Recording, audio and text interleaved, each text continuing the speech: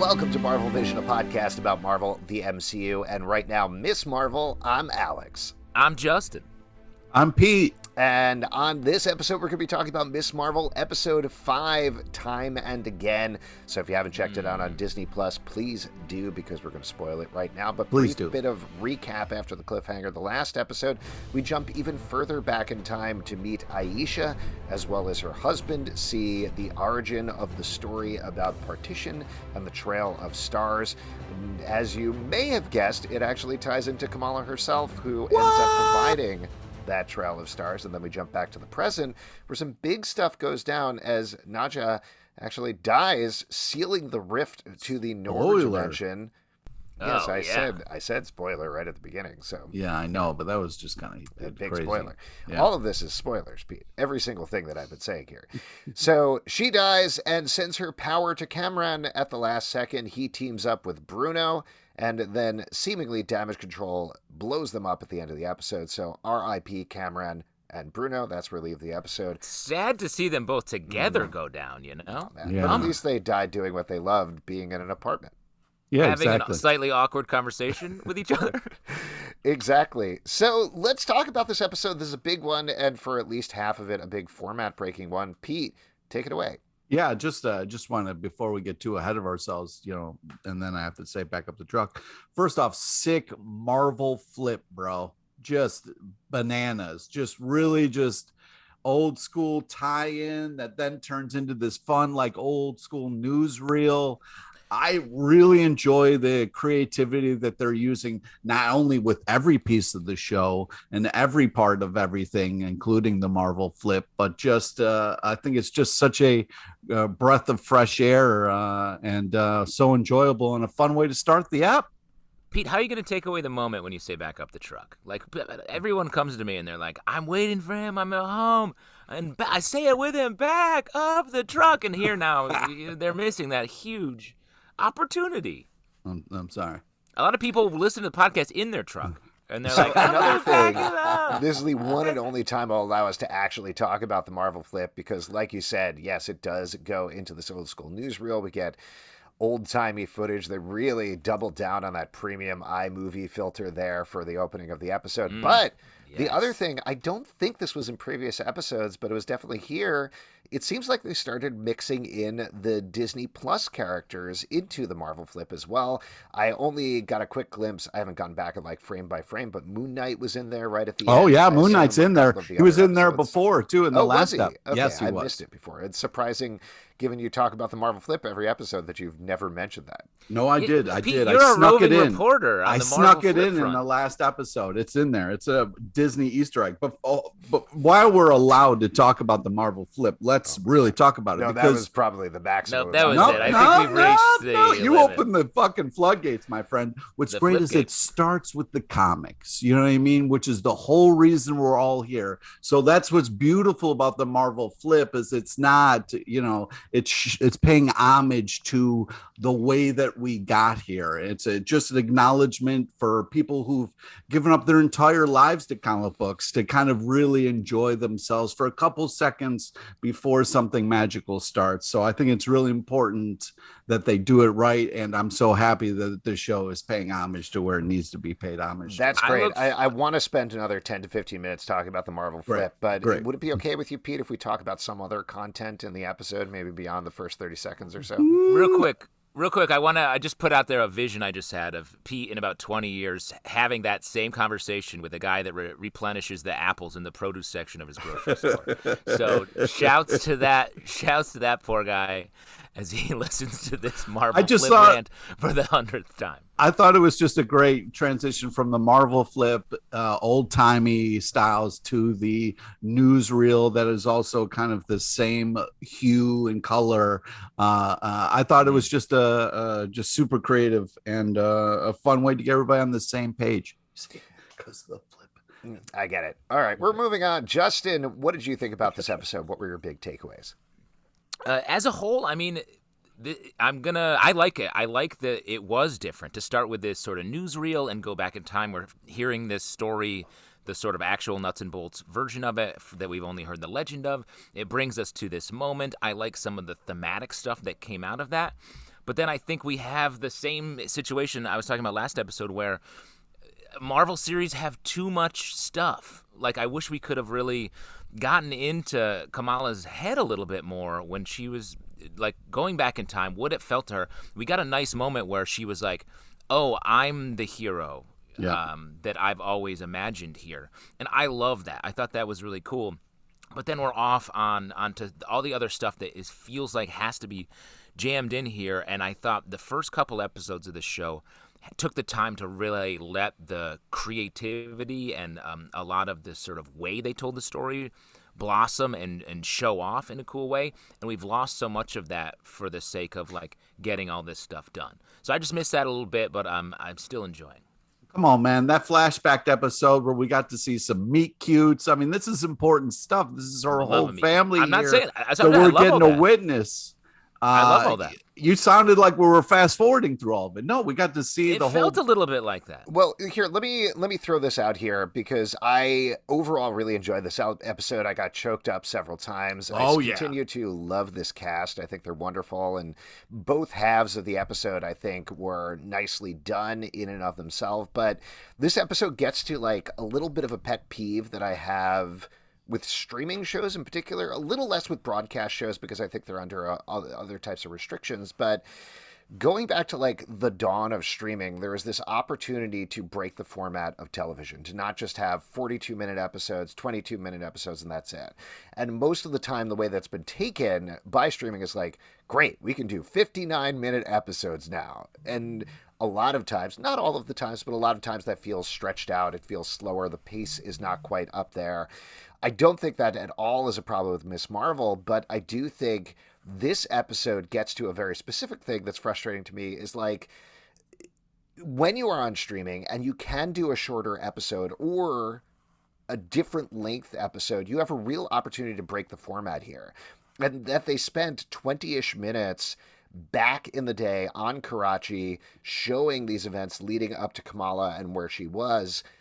Love that. I love them doing that. I thought it was wonderful. I thought it was really well done. Like Pete is saying, really beautiful. Romantic comedy is probably too strong, but certainly romance movie between these two characters, showing the origins, filling in a lot of gaps. I thought that was really smart and brave. And to me, if the episode had ended with Kamala falling back out of time and you see that portal opened and Naja says the veil has been lifted, that's an awesome episode and a total oh shit cliffhanger that would have me, like, foaming at the mouth for the next episode. Like, what is going to happen here? And instead, we got another part of the episode that I thought was really good and I really enjoyed, and there were some big moves. But there's an opportunity to do something really special there, and whether it's because of TV production schedules or budgets or how they can work these things out, it just doesn't happen that often, and it's a little bit of a bummer to me. Okay, whatever, executive producer Zalbin. Before I know you're about to, like, launch into your can I just enjoy things, and really, Pete, like, 3 times a week we have a discussion about how critical analysis works, and I can't keep doing this for the rest of my life. Great. I just continue to know that I'm not going to change and you don't have to change, and let's enjoy talking about I respond to stuff. Okay, please whatever. Change, Pete. Never. So my point is, like, if you're going to blow up a character at the end of the episode, I think it was super important that they get their name right before you murder them. So I'm sorry that they had that little moment there, but I very much enjoyed it and thought it was a great ending.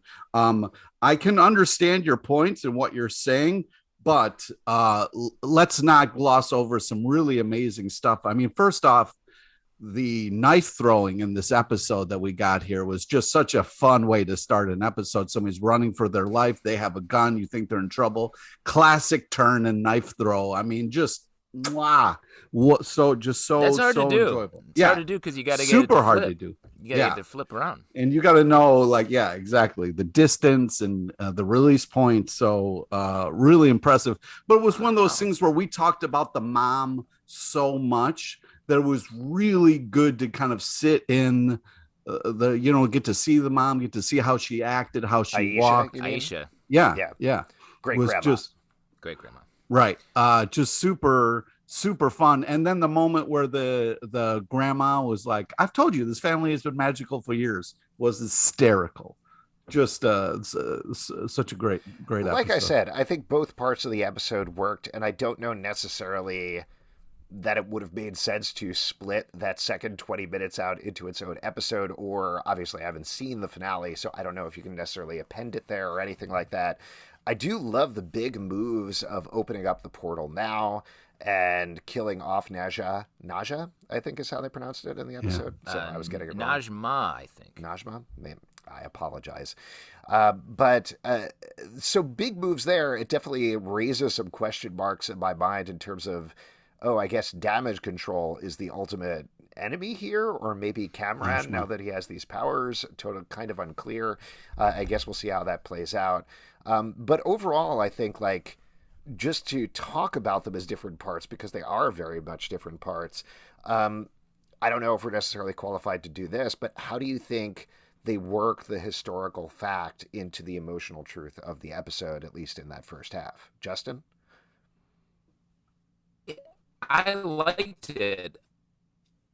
Again, it felt I just wanted more time with all of it. To your point, Alex, like if this was the 20 minutes was a standalone episode, or if even they were able to just extend that out a little bit and make that the full episode where we got to know these characters a little bit more. Like I feel like we got a good sort of sense of Aisha and her journey here, but Hassan, we didn't really know his deal too much, and the fact that we sort of like they're barely meeting each other, and they sort of like do a quick little cool tuck in time editing move, and suddenly she's pregnant and they're having Sana, which I thought was cool. But I'm gonna be like, I love these characters, are super interesting. I love this world. The Rose Garden felt like it was a nice just romance short story. I would have liked to have more with it. And then contrasting that with their sort of everything closing in on them, and then their race through the packed train station was great and stressful as hell. I also would have liked to see just Kamala in this world a little bit more, to see what not just her getting that sort of one frame of these characters. I mean, she only saw Aisha for like truly her death. If there was just another moment where she could have seen these little things, I thought that would have been cool. And it would have set her up as like, I'm the hero I've been waiting for, a little bit more than her just sort of being there, making some light platforms, and stars and out of there. My guess while I was watching it, and I'll call out something else. I don't know if listeners have necessarily checked this out, but we've certainly read it a bunch. There's a issue of Lock and Key where we travel back in time and fill in a lot of information back in the Revolutionary War with these characters. And it turns out the two of our main characters have been watching everything that's been going on the entire time as not exactly ghosts, but they're not visible to anybody there. I thought that's what was going to be happening this episode, Right. that Kamala was going to be walked through this. I don't mind that it didn't go that way, but to your point you're making, I think that would have been interesting in terms of illuminating more of this family history for her and walking her through this thing so that she understands where she comes from and where she's potentially going. The other thing that I'll throw out there, and I don't feel qualified at all to talk about this, like we mentioned in the last episode, certainly as a non-Pakistani podcaster or anything, but I would be very curious to read Pakistani writers writing about how they felt about how the partition was depicted this episode. The main thing that was going through my mind, and this is without drawing a delineation either direction, but something that was talked about a lot in the past year or two, or probably I guess like 3 years at this point, was the Tulsa Massacre back in the 1920s, specifically because of the way that it was depicted, and people thought it was harrowing and depicted the right way at the beginning of Watchmen, the HBO series. And then you contrast that with another HBO show, Lovecraft Country, which also did the Tulsa Massacre, and it didn't work quite as well. And the delineation there was because with Watchmen, they were hitting you with it hard. They were tying into the story and the tying into the themes. And Lovecraft Country was already kind of getting wobbly in terms of the plot when they got there, and sort of used it more as a backdrop, sort of like, hey, here we are at the Tulsa Massacre. So again, not having a personal tie to Partition like most families, I assume, who have ancestors or grew up themselves in Pakistan or India do. I can't necessarily speak to that, but I wonder where on that spectrum it lies, if at all.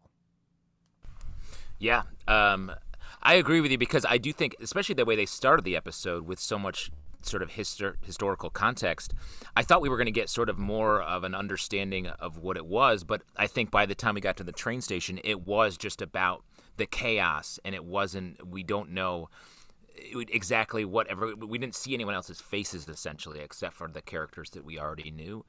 And it felt like if we sort of saw almost little like mini stories of what was happening to these people and how they were also being torn apart or fleeing for their lives and all of that, I think it would have sort of paid off the historical context that they set up at the top. Yeah, I don't know. The other thing that was going through my mind while I was watching this is I don't know how hard you can go on a Marvel show that's playing on Disney Plus, just in terms of the harrowing or horrifying nature of historical fact. Like, going over to something that I do feel much more knowledgeable about and understanding about, if, like we were talking about with Moon Knight, if they really delved into like the Holocaust or something like that. Again, I don't know how I would have necessarily felt if they like hit that really hard, or if they could have hit that really hard in the right way. I also don't know if that's necessarily a comp, to be honest, in terms of the Holocaust and the Partition. But in terms of the Partition clearly being a very important period in history for a lot of families. Again, I know we're talking about it a lot for saying we're not qualified to talk about it, but it was just things that was going through my mind while I was watching. Ultimately, though, what I do think is successful, regardless about that in terms of the historical fact, is emotionally how the characters were treated. Pete, you were calling out a lot of them. Were there some moments in particular with the characters that struck you harder than others? Well, what I really appreciated about this show and kind of what we're seeing from its characters is, nobody's all good or bad, or kind of like this kind of bad person who, stabs Aisha. Our main character was still able at the end to convince her what she was doing was wrong. And, it might have seemed a little rushed, but I felt like it was kind of earned, where she was like, what are you doing? You can just go back for him. You can go back and do the right thing. And, we had this kind of her let go of this kind of evil plan that she's been kind of doing for most of every time we've seen her. And the fact that, she was able to reach her at this huge point, and she kind of does, close up, or what we assume is close up, the kind of world between the veil, the world between the portal between two worlds. And so I was really happy with that. It wasn't like fighting till the end. It wasn't like, fuck your world, I'm just gonna get to mine. I thought it was a really interesting and emotional choice to kind of like be able to reach somebody at that time. So I was kind of happy with the emotions that we're seeing from these people. Well, but see, that's where I wish we got more, because like the Najma clandestine thing, like they're a family too, right? They're a group that left their homeland beyond the veil and came here, and they're just trying to get home. So there's a way to tell that story with a little bit more sympathy. Sure, they're being violent, and they've gone too far to try to get back, and they don't care who they hurt to get there. Right. But at the end of the day here, Najma sacrifices her life to give the power. We don't know what it means yet, to give the power to Cameron. But like, if we could have seen her a little bit rather than just stabbing Aisha, to really drive that home, because we got such a great version of that for Kamala's family, about like, look, our family is together. The legend isn't exactly right, but it's more important that we are people that are coming together here. And that's what it felt like Najma was trying to do, but just from the other side of good and evil. And then she sacrifices herself in a way where I think we're supposed to be sympathetic to her, but we just don't know enough about the situation, I think, to be like, to really feel the emotion that you're talking about, Pete.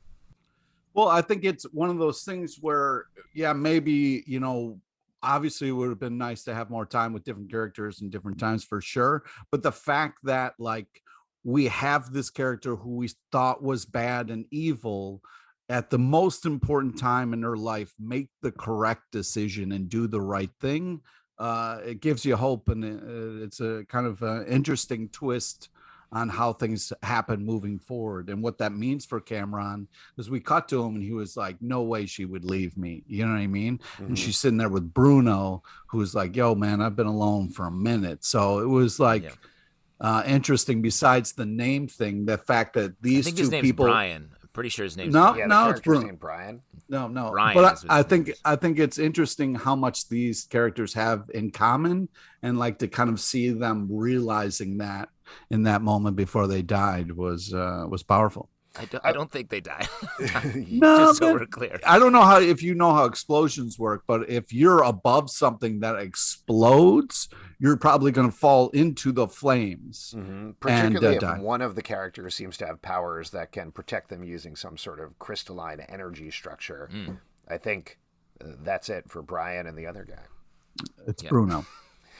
It was very surprising to me that we didn't get Najma, I guess, I think that's it. Possessing Cameron, which is what I thought was going on there, like going inside of his body and being like, I'm going to use my son's body for evil now or something like that.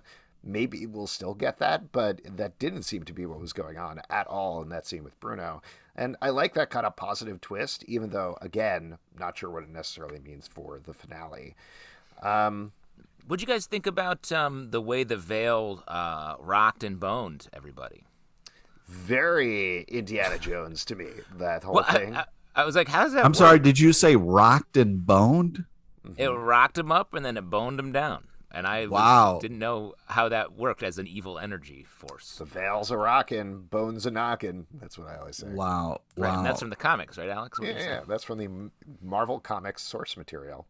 I would love to, kind of be behind the scenes when they were like, all right, what are we going to do here? What's it going to do to people? And somebody was like, rock and bone is what should happen. Rock them up and bone them down. Well, that's what it does. Like when she walks up, when the first member of the clandestine walks up there, rocked and boned. And then I don't know how Najma seems to have more of a sense of it. She like is able to close the portal. Well, her eyes glow, so it seems like she was, Yeah, in the midst of her getting rocked and boned. Yeah, I'm not 100% sure how that works. I hope we get like a lengthy explanation the next episode. That would be nice. I think it's 100%. One of those things where, like if you're going to go, they say drowning is peaceful, but rocked and boned, it seems like a fun way to go too. I mean, not to stick with this, but I would love if there's a scene the next episode where they explain what happens, and then Bruno uses science to talk about it, and then somebody says, English, please, and he's like, rocked and boned, and they're like, oh, okay, thanks. I love that bit. That would be fun. That'd really pay off this very conversation.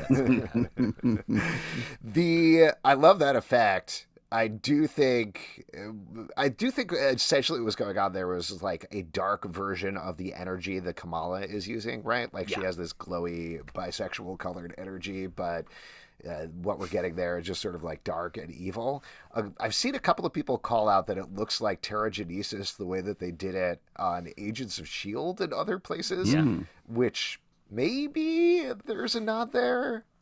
Well, and that goes to the larger question, like, are we really so clandestine has nothing to do with anything? It seems like we haven't explored that any further, and I'm just surprised by that. I thought this would connect a little bit further out to some more of the Marvel universe. I got to be honest here. I thought for sure we wouldn't get this deep before we talked about the important thing that happened in this episode, and that's like when a mom finds out about a new iPhone feature and just really blows their mind. You know what I mean? Of like, something they could have been doing the whole time to make their lives easier, and it was right there.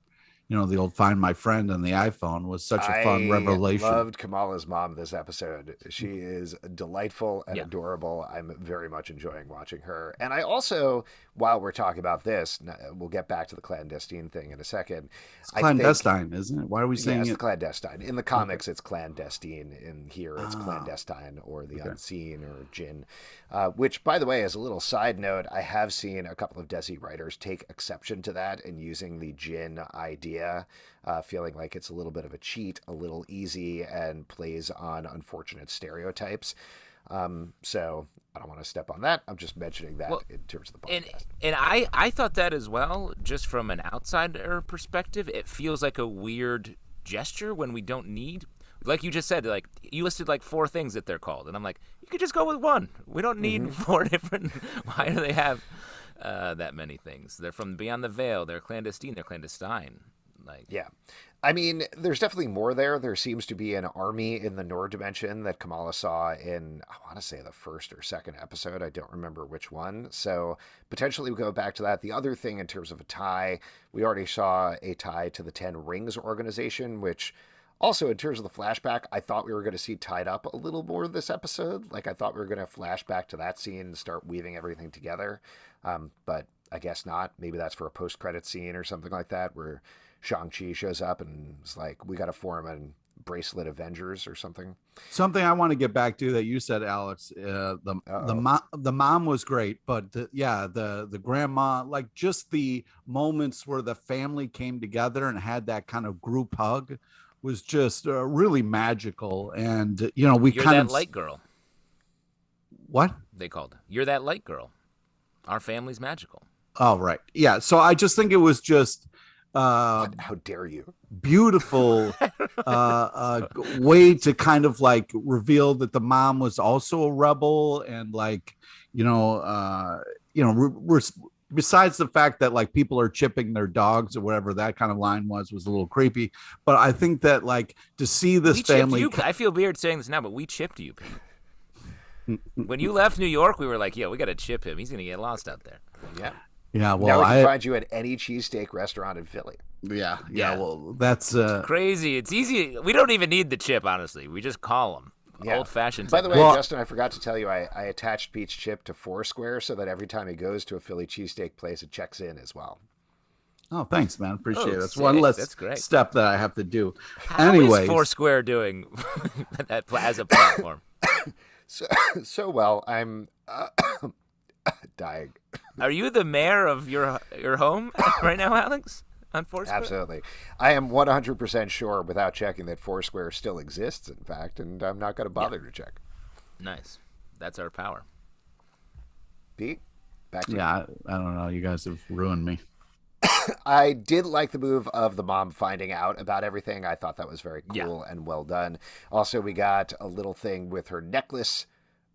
Kamala's necklace breaking, so we got the Miss Marvel symbol on there. I guess that's where she gets that. I will express a certain degree of frustration to the fact that she's still not in costume, and we're maybe not going to get that until like halfway through the next episode. Maybe not till I think the end. Yeah, probably. Here's my prediction right now: the last shot of the show before whatever post-credit sequence we get is going to be her sitting on the lamppost, a la the comic book cover, which we've already seen in the trailer. 100%. Yeah. But that's why I'm saying, like, I don't want to keep harping on this, but I want us to be a little bit more surprised by things in this show and all Marvel shows than we are. So I'm ready for that full-on format-breaking show that doesn't hit these marks. You talking about you weren't surprised by Rocked and Bone? I mean, that was pretty surprising. No, I wrote down on a piece of paper at the beginning of Miss Marvel, Rocked and Boned. Wow. So that was on your vision board in the first episode. That's right. Go back and listen. And if you don't hear it there, listen to all of the episodes in Marvel Vision multiple times. Speaking of which, before we wrap up here, why don't we go to our vision board for the final episode of Miss Marvel? What do you want to see as this show wraps up, Pete? What? We only got one more ep. One more app. That's it. Man. Actually, just to take a quick step back, I wanted to mention in terms of format breaking, I feel like, Justin, you're going to get that with She-Hulk because we got 9 episodes there. Yeah. It's comedy. We don't know what's going to happen. If that somehow still does the same formula we've had for these 6-episode shows, very weird. But I think we've got something different there. Pete, what's on your vision board? Well, hopefully Bruno and Cameron survive. And I'm just excited for, people to start calling Bruno by his name. And that's what you're most excited about, would you say? Is no, people but getting his name right? I'm calling also him Brian. I'm excited for people to get back home as this new family unit and how they're going to kind of work together instead of her just kind of running off in secrecy, like how this is going to kind of all unfold. And, hopefully Cameron doesn't turn evil. Justin, what about you? What's on your vision board for the finale? Well, we got a lot of stuff to wrap up, and unlike other series, we don't have that villain. If the villain is, I was gonna say Doom Patrol, but that would be a fun twist. Is Damage Control? I don't. We're not really don't have characters there that we're like, oh no, I'm scared of that one guy who was briefly behind the desk. When he was talking. So I'm curious how the stakes are going to be high for everybody here. We got some love triangle potential we need to resolve with sort of like a square or a pyramid, really, because there's Kamala and then there's Bruno, Cameron, and Red Dagger. I feel like she said goodbye to him, but there's honestly, I think they have the most going on. Red Dagger and Kamala. I agree. Yeah, we didn't really talk about him this episode, but he's great. I definitely like see him. More of him. Super respectful around the parents. So it was really nice to see. Absolutely. That's the biggest quality in a love interest is respect for parents, of course. But I am curious. Just one last thing, Alex. Cameron getting those powers makes me think he might be the villain that, or the antagonist. So I'm curious how that's going to work, and I'm curious if that is going to be more of a setup for a future season of this show. Potentially. This is a bit of an easy one, but I just want to see Carol Danvers show up in a post-credit sequence. I think we know they're going into the Marvels. We know that's happening. This is one of the few shows, recently at least, from Marvel where we're like, yes, we know exactly what this is feeding into.